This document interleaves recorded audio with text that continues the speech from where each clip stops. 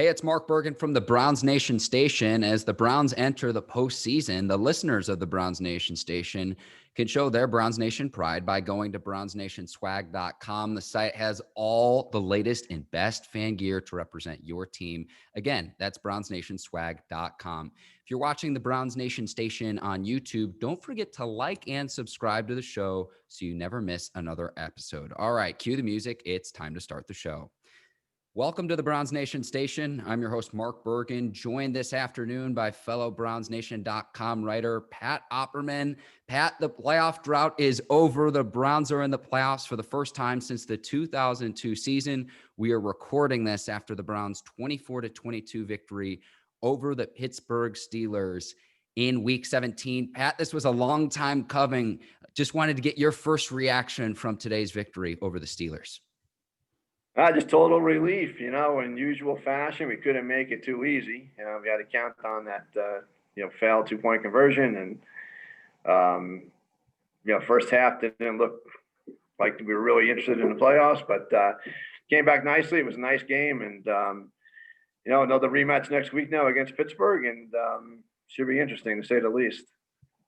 100%. And now you face an AFC North rival in the playoffs. And the last time that happened was January 2003 during that 2002 season. So it's been some time for the Browns, but they finished the season 11-5.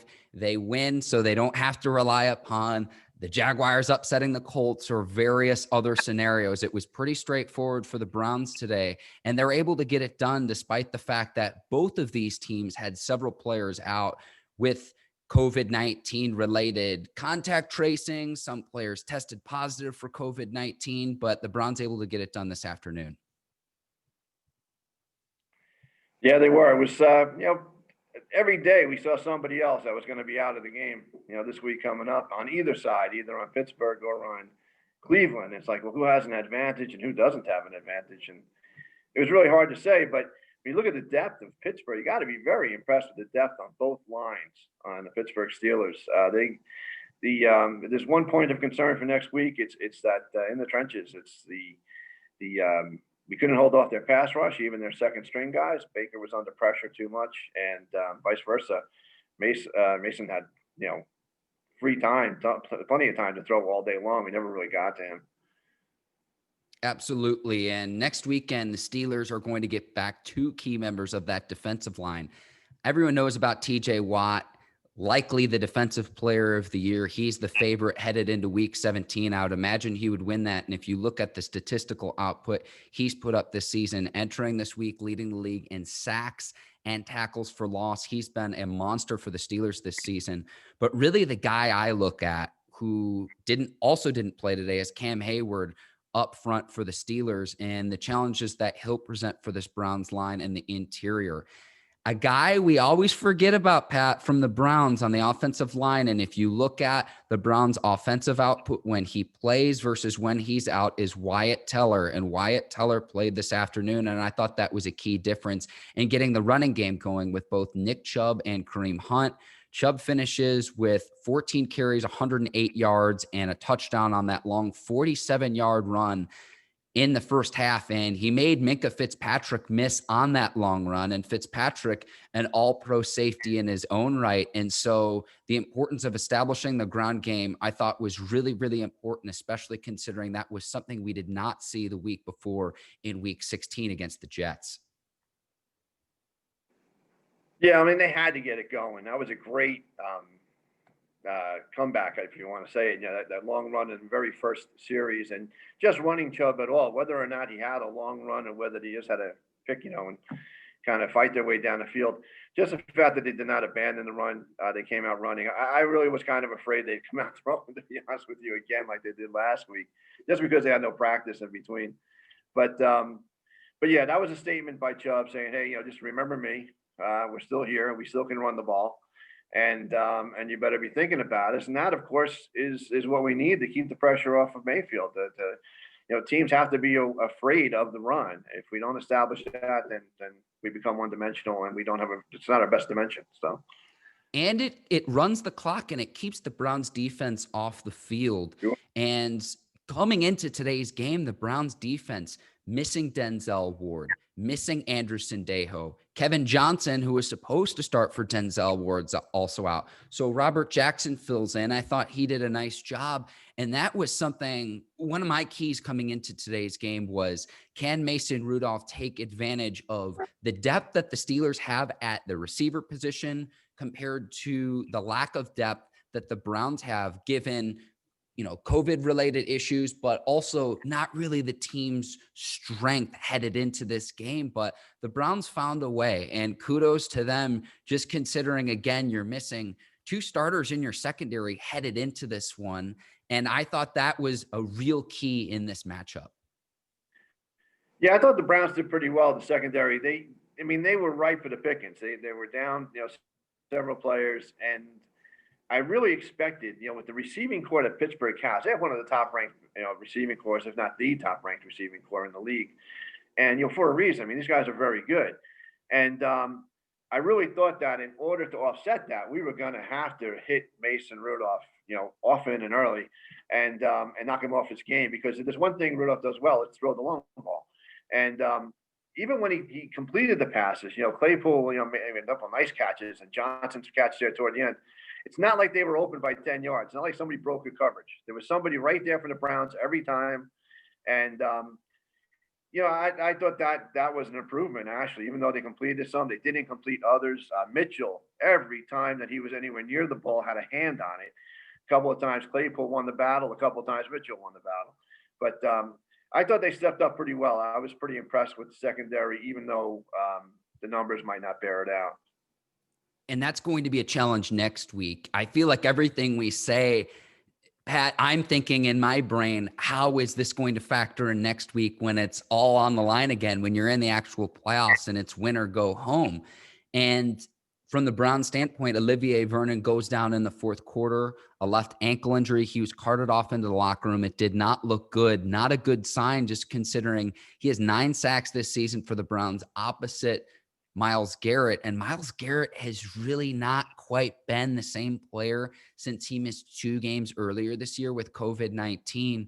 But they're going to need pressure off the edge next weekend against Ben Roethlisberger and against the Steelers offensive line that hasn't played all that well this season, at least if you talk about in terms of running the ball. Now, what the Steelers will do, and you saw this again today, is they'll use the quick passing game almost as an extension of their running game.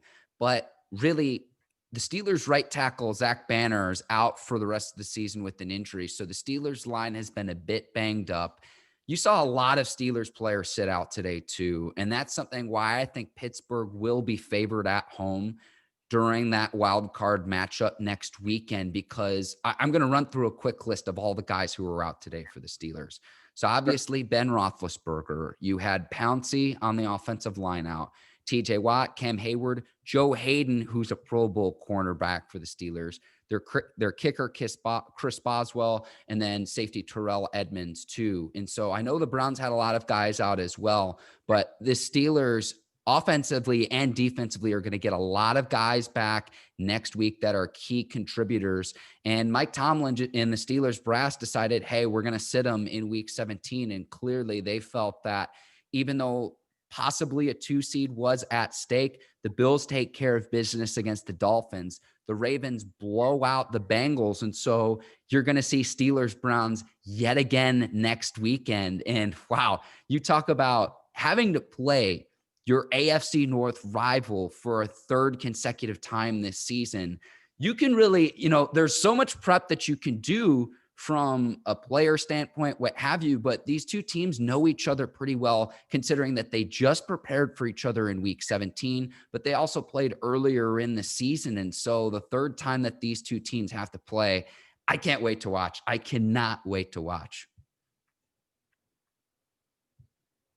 Yeah, Pittsburgh will be probably a prohibitive favorite, I would guess, only based on the first game we played in Pittsburgh and the fact they have all their guys back. They played us within 2 points. They beat the spread today, with the second team, basically. And even though the Browns basically played a second team too in some aspects, I was concerned in the first half that the play calling was kind of bugging me. And I was actually wondering if Stefanski was holding back on some trick plays or some device plays, not to show his hand, just to do just enough to win the game. And then, next week I would expect him to come out a little bit more creatively. And I was very happy to see Jarvis Landry score that touchdown on that sweep. That was the only time we saw anything other than a handoff, or a pass out of the pocket. I mean, he wasn't rolling out Mayfield. He wasn't doing too much in the way of end runs or pitches or anything to try to throw that line off. He was almost leaving Mayfield out there, even without backs, no empty backfield. How many times do we see that today? And the line was getting beat, and still we did that. And it's because they were able to tee off. They knew there was no handoff coming. There was nobody back there to take it. So I was kind of worried about that. And I was wondering if that was in Stefanski's mind today, that we may have to play these guys again next week, if not the week after, if they make the playoffs. And but then the second half, they came out a little bit more aggressively and all, but they still, the play calling was fairly vanilla.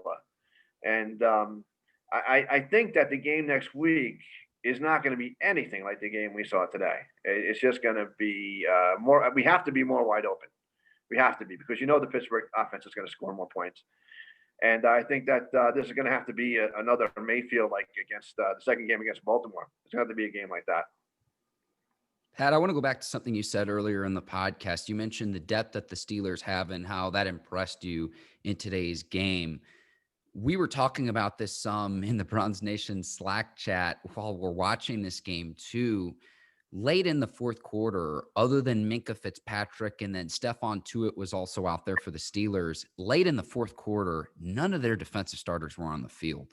And so Cleveland, in a do or die situation, just because you don't want to have to rely on other scenarios to get into the playoffs, are trying to do everything that they can do to try to win the game. But the Steelers really didn't have many of their defensive starters on the field. That certainly wasn't the case from an offensive side of the ball for the Steelers. And there's only so much you can do with the 53-man roster in terms of putting your backup players out on the field. But that was something I had my eye on, as to where next week, again, that's not going to be the case when you play the Steelers yet again in the playoffs.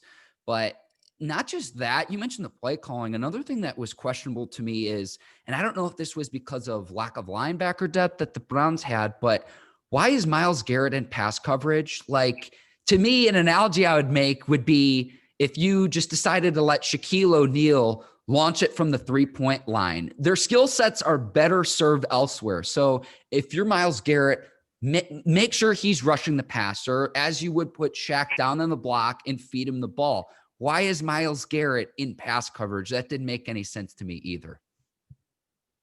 Well, I think that's not as bad as it looked. I think, first of all, Myles Garrett can cover. He has shown an ability to move pretty well and to cover the guy out of the backfield. He made a great, wasn't as nice of a play as the announcers would have you believe, but he recovered nicely on a nice play, broke up the third down. Unfortunately, Pittsburgh converted the fourth down. But I'm sure that's a play that's in your mind when you're saying, why wasn't he pass rushing?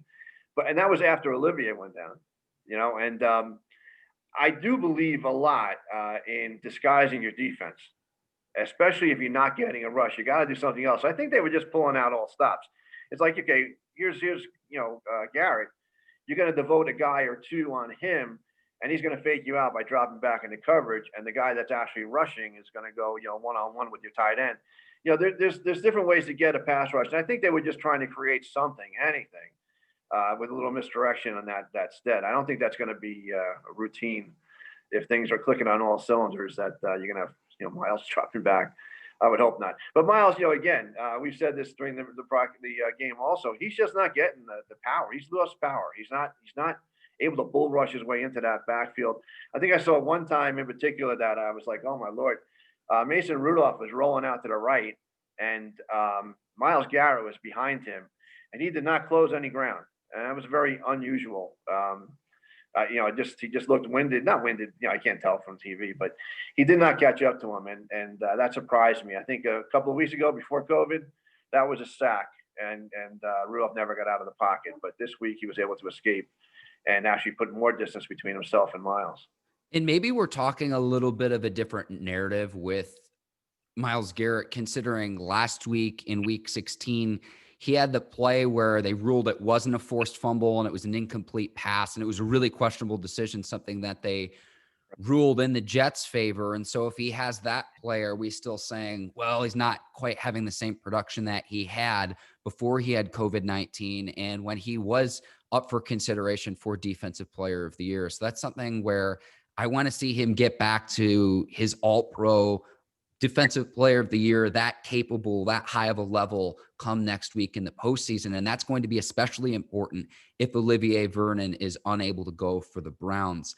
I want to go to the third quarter where Steelers cut it to 10-9. And in the ensuing drive, Baker Mayfield finds Austin Hooper for a touchdown pass. I thought this was a crucial drive for the Browns to get the momentum back in their favor. But there was a 2-yard run by Nick Chubb during this drive where he made like 3 guys miss on a play that should have been a loss. And I thought that that was one of those plays that's not really reflective of if he goes down for a loss, how the outcome of the drive could have been completely different. And I thought that drive was so important because then the Browns go on and intercept Mason Rudolph. And if not for Steelers running back Benny Snell, I think that NJ Stewart would have had a pick 6 on that play as well. But I thought it was a crucial drive for the Browns, followed by an interception. It just shows you what happens when you play complementary football and you give your offense on the ensuing drive a shortened field to play with. Yeah, that's one of those little things that, sometimes people don't notice. But Chubb, I mean, he leads the league, I think, or maybe second in the league to Derek in yards after contact. You just can't take him down on your first hit. And I believe it was last season when he almost won the title, he had one of the lowest yards until first contact in the league. People would hit him in the backfield constantly, but he wouldn't take the loss. Between that and falling forward all the time, you never see Chubb fall backwards. So you fall forward, that's another yard or 2 right there.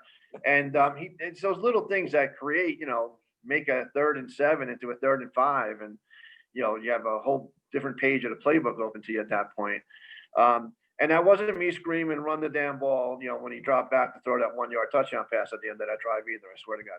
But it was an impressive drive. Mayfield 4 for 4 on that drive. And it was a great answer to the field goal. When he got to 10-9, I would bet there were an awful lot of Browns fans thinking, up, here we go again. We're going to stall, and that's going to be it. But Baker answered the call, and that whole team looked very good on that next drive. And then they got the interception after that, and just showed Pittsburgh that, yeah, we can answer, and we're not just going to sit there and take what they're giving us, and put up a good fight. It was nice. Yeah, Pat, I think you bring up some great points there in terms of falling forward if you're a running back and how important that is for Chubb and Hunt out of the backfield. And then I will say this, though, on that interception of Mason Rudolph, I thought that the Browns got away with one in the sense that safety Ronnie Harrison, who was coming off the edge on a blitz, hit Rudolph in the head. And it's one of those things where maybe the refs didn't see because there were a lot of guys kind of piled up around Rudolph as they were pressuring him. I tell you what, though, and at half, I tweeted this out. If I were the Steelers, Rudolph filled in for Big Ben last season when he went down with an elbow injury. I know what I have with Mason Rudolph at this point.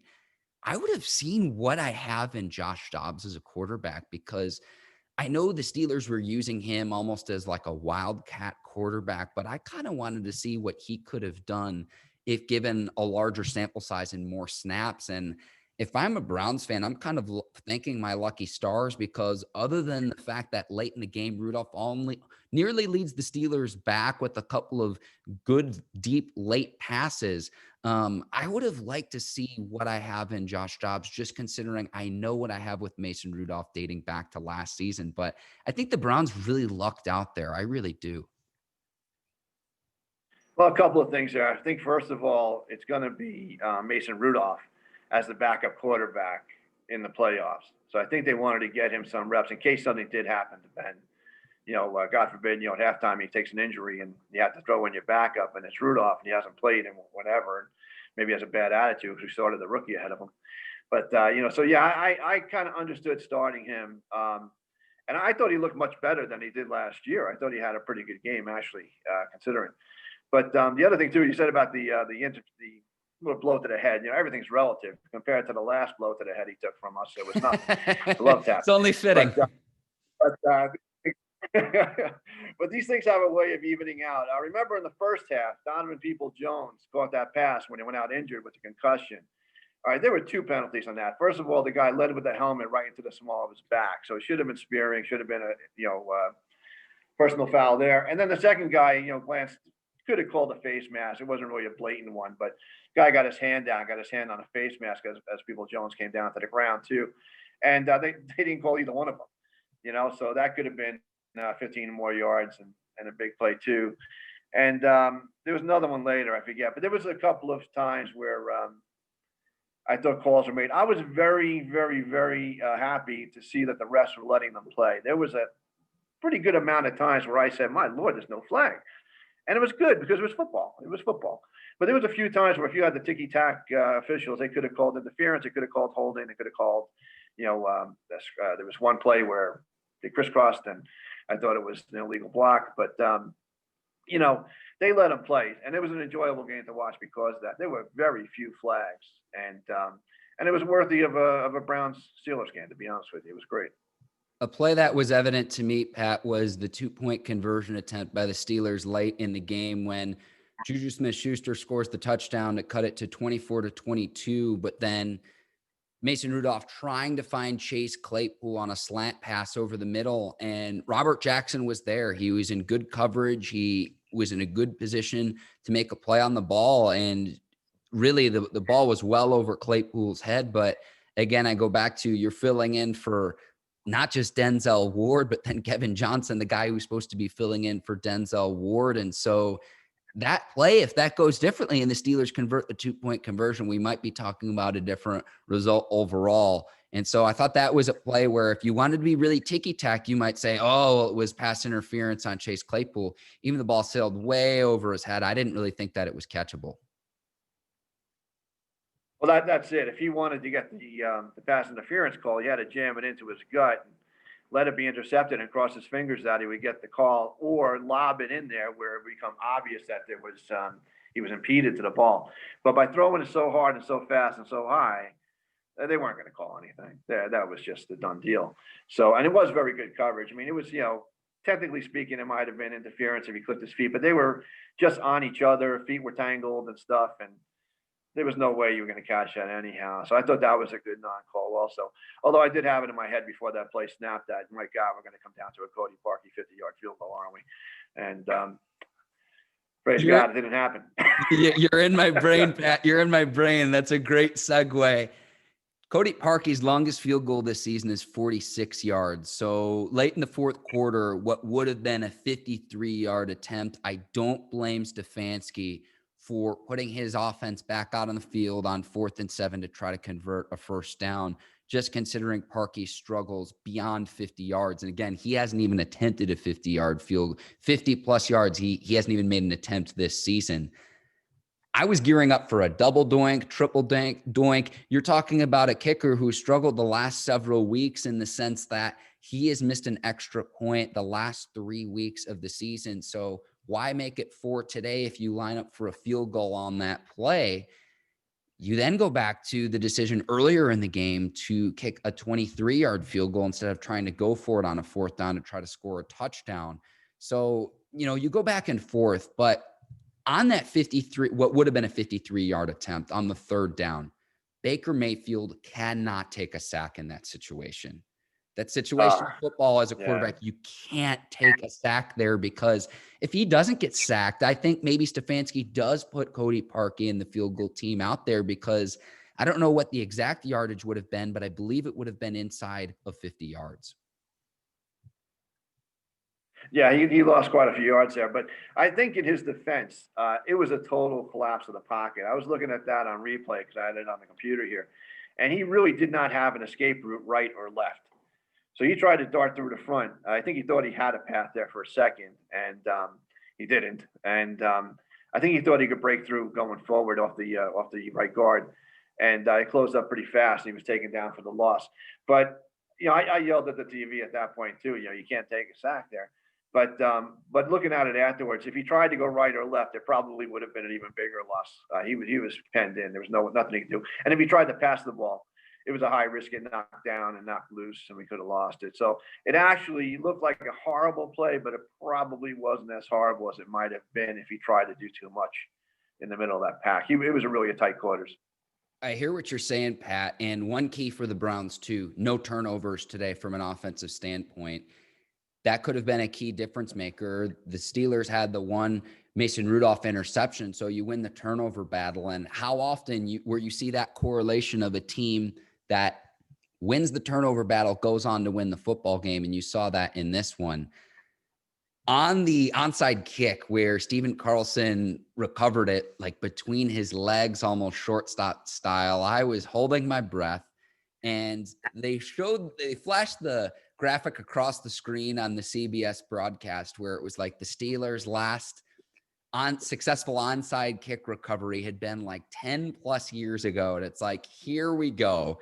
And it didn't happen. And then the Browns needed to get a first down because the Steelers still had 3 timeouts, and deciding to roll out Baker Mayfield on 3rd and 2, giving yourself an extra blocker by allowing Mayfield to run the football, just being able to execute that down the stretch to where they didn't execute the drive before, I thought was huge. And it was awesome to see Mayfield fired up and, go for the first, show the first down and everything. And he's now started 16 games for a second consecutive season. And you knew at that point the players were well aware of what was at stake in that one. And I thought it was a really cool moment for Baker Mayfield and the Browns today.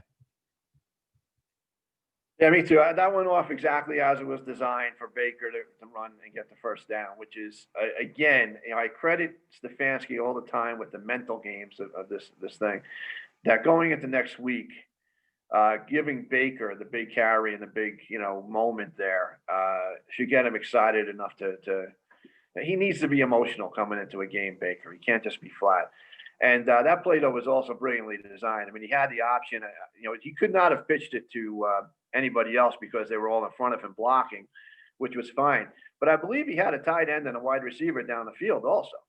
So if that play blew up and he had somebody coming through unblocked and he was about to get sacked, he had the option to throw as well. And, so, I mean, I thought it was a great play design. It was something we haven't seen them do much at all, if at all, this year. And and that's what I was talking about, the creativity of Stefanski. I think the 2 big moments when he had to get something done was the Jarvis Landry handoff instead of just handing it to Chubb and trying to jam it in there. And that play, I thought those were the only 2 calls all day where he really surprised the defense.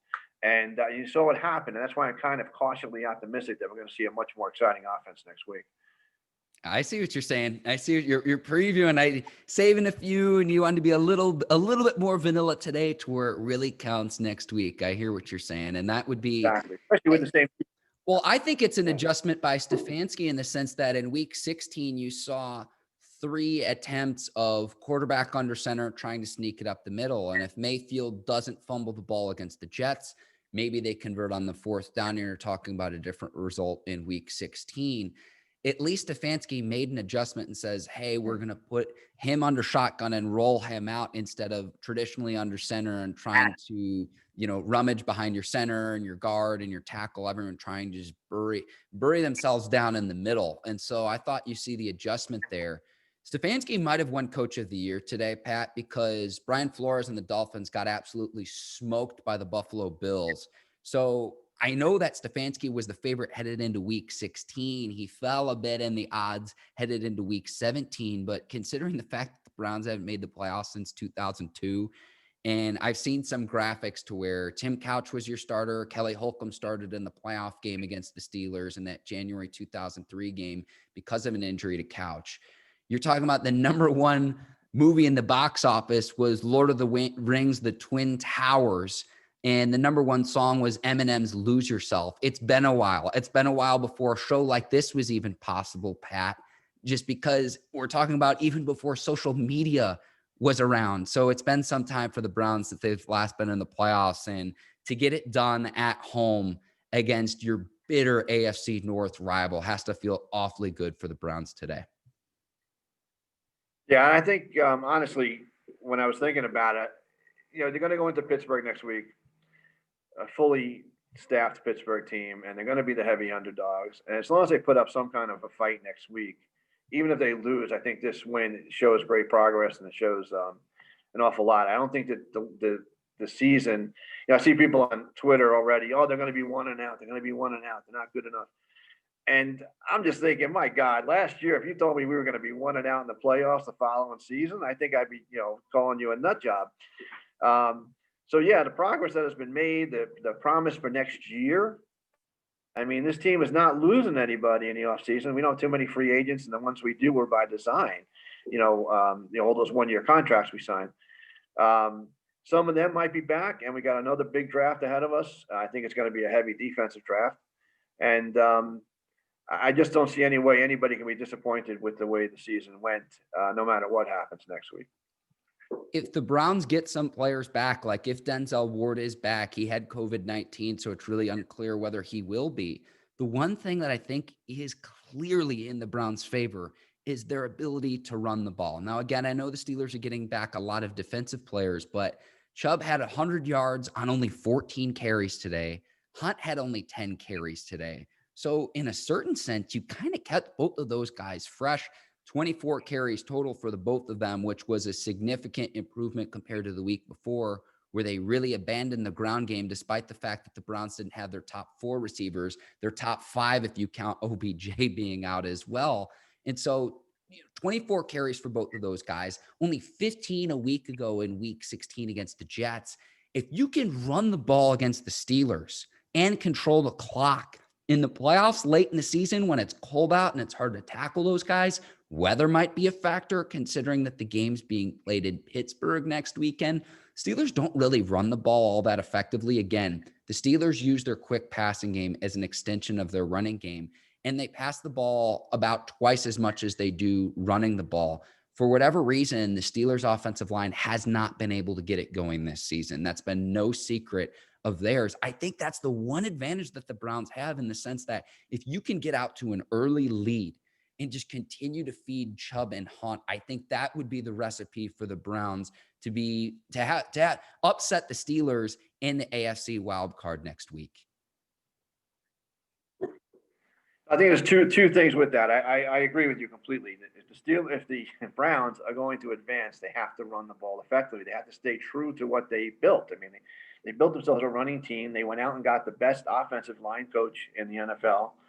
And we saw when the Browns were winning big there for that little stretch, that winning streak in the middle, they weren't just running the ball up the middle. They were pulling guards. They were pulling tackles. We saw the center. I mean, they were pulling and going left, right. I think that's going to be the key, not just to run the ball, but to run the ball in different directions, out wide, in close, make the Steelers chase them. Even if it doesn't, find success right away, let's wear these guys out.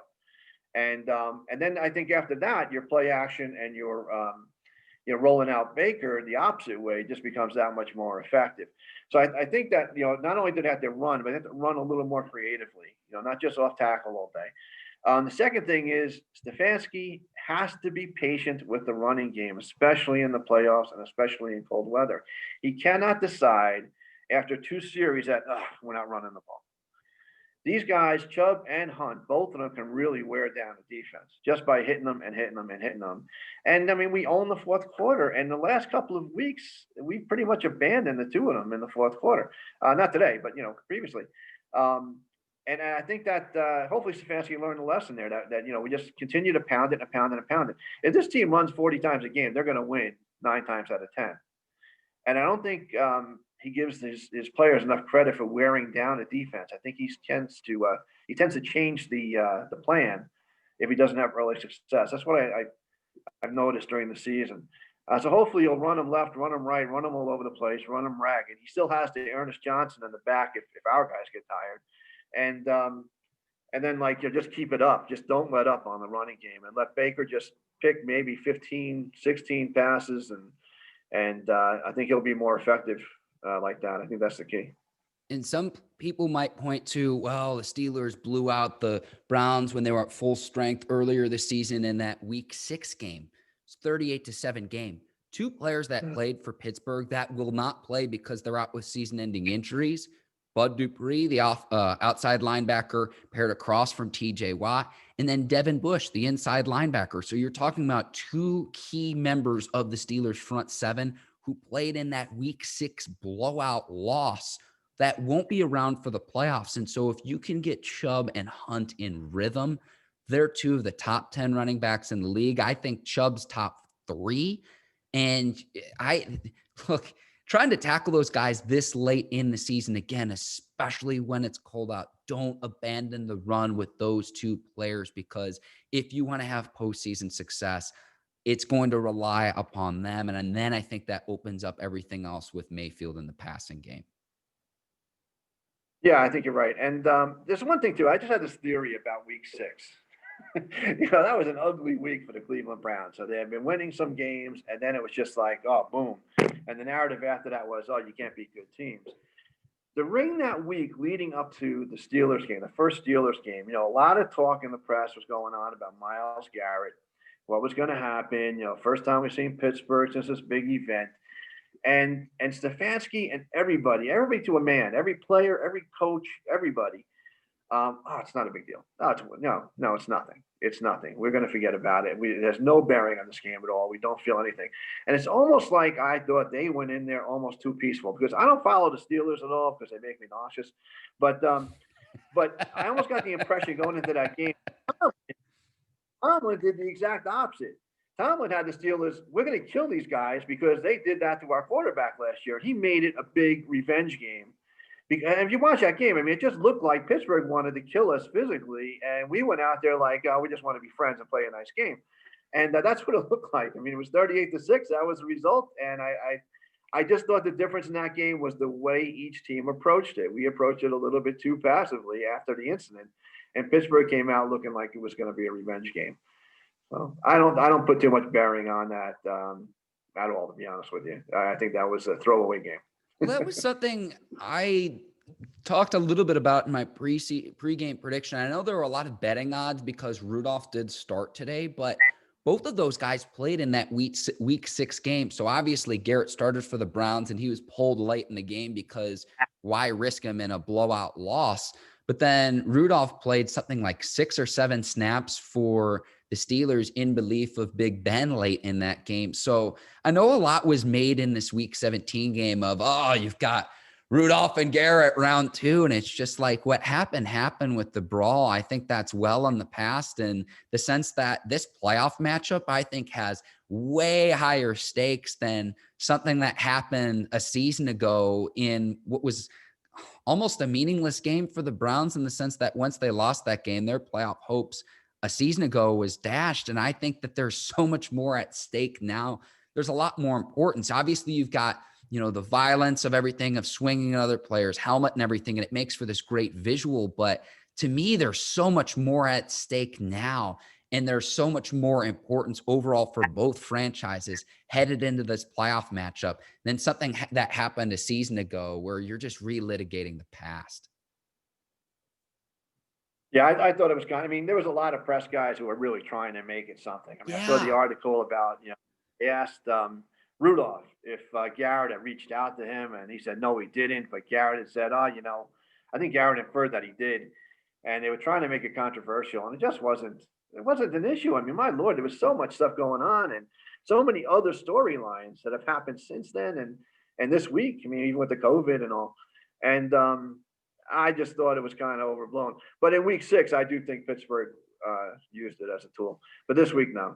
There was just nothing. And next week, it's not going to be nothing. It's going to be even less, That's a great segue to final thoughts, Pat. And my final thought is, I hope that COVID-19 bears no impact upon this game, because it's the rubber match. It's both of these teams, winner take all. So win or go home, whichever team wins. They're 1-1 so far this season. And I don't want it to be, the Steelers won or the Browns won, but this guy was out or player X was out. It's all on the table. And that's kind of my final thought headed into the playoff game is, I don't want to see COVID-19 have any kind of impact upon the playoff game in the rubber match between the Steelers and Browns. Yeah, and I see on Brown's Twitter that the betting odds have it that the Browns will be placed in a Saturday game because on Saturday we're not sure. It doesn't look like Ward could come back on a Saturday game, but he can play Sunday. That seems to be the cutoff day. Would be Sunday. He'd be activated. So Brown's Twitter is assuming the league is going to make it a Saturday game because they always assume the league hates the Browns. But so we'll see what happens with that. Yeah, you hope COVID doesn't have anything to do with it. You know, you don't know what happened, whose fault, you know, who contracted it first and what went on and all. But you know, by now, I mean, today we had who was it? The Saints have no running backs today. The same thing, you know. So you don't want to see anything like that happen. That being said, I mean, whatever the situation is, I think the stakes next week, even though I say it should be a successful season, even if we lose, if Cleveland wins next week and beats the Steelers in a playoff game, 2021 just became infinitely better than any year we've ever had. You know, I mean, I don't care if everybody catches COVID the following week and we lose. If we beat Pittsburgh and go to the second week, there is going to be dancing in the streets in Cleveland, okay? And that's just the way it is. And that's what I fully expect. I really do expect that Stefanski has something up his sleeve. Offensively, I think Joe Woods is going to come with a great containment, probably 6 defensive backs all day if he can find 6. And, you know, and that's just going to be just an awesome, emotional, hard-fought game all the way around. And that's just what I look forward to. You know, I just really think a victory for Cleveland next week is just phenomenal. I want to say this, my preseason prediction of 3 AFC North teams in the playoffs came true. So Steelers, Browns, and Ravens all getting into the playoffs in what I believe to be the NFL's best division, even better than the NFC West. I said it at the start of the year, and that came true today, Pat. And so we're going to do this again next weekend, and I cannot wait. Browns in the playoffs for the first time since the 2002 season. Certainly an exciting time for Browns fans. Pat, this is always so much fun. I can't wait to do it again next week. It's always great talking to you. Great. Thanks for having me. It was a blast. Hopefully we'll have a couple of more weeks ahead. We'll see what happens. What happens next weekend when the Browns travel to Heinz Field and take on the Steelers yet again in the playoffs. It's still surreal to say that. For Pat Opperman, I'm Mark Bergin. Thank you for listening to the Browns Nation Station.